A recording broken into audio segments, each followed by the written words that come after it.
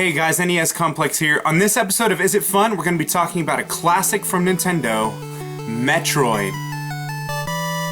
There are thousands of classic games, and just as many ways of rating them. But if you love retro games as much as I do, and just want to know if a game is worth playing, then only one question need be answered.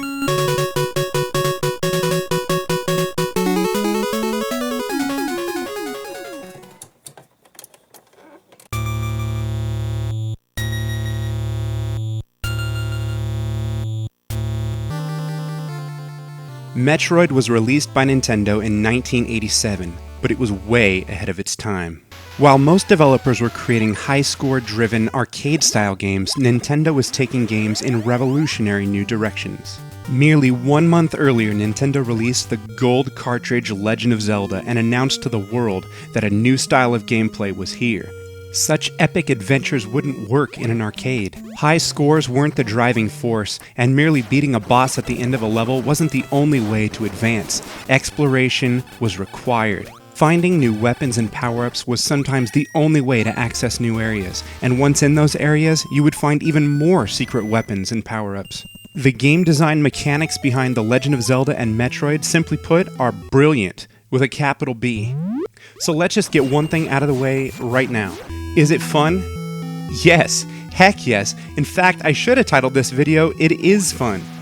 The story is simple, but not so banal as rescuing a princess.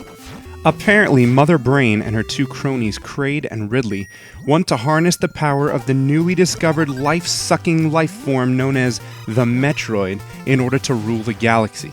And according to the official Nintendo Player's Guide, somewhere about the year 2000, the Galaxy Federation launches an all-out attack against Mother Brain, but fails.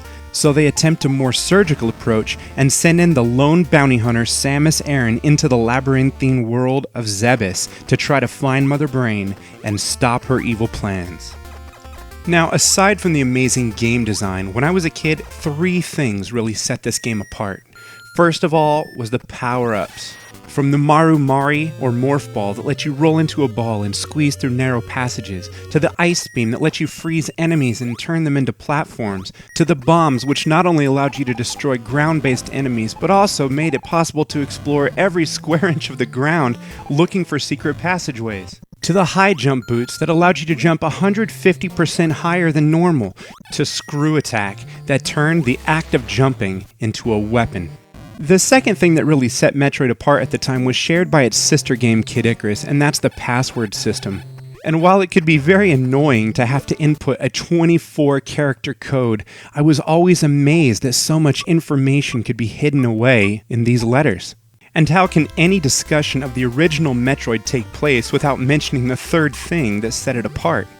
Giving a nod to the success of the Alien films, you played the game unknowingly as a girl. In terms of sound design, pretty much everything is spot on perfect, with the exception being maybe your original beam and the Ice Beam being a little grating on the ears, but the music is excellent, from the driving mechanical tones of Kraid's hideout.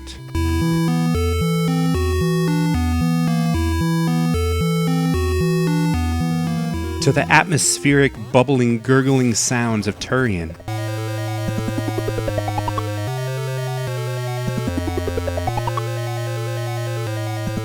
The music of Metroid is amazing.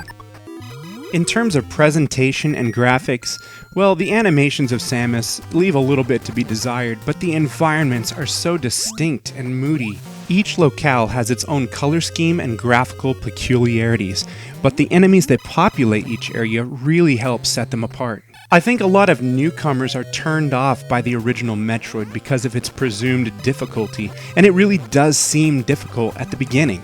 You only start the game with 30 health, and every time you touch an enemy you lose 7 or 8 energy, which means you can only afford to get hit 4 or 5 times and you're dead.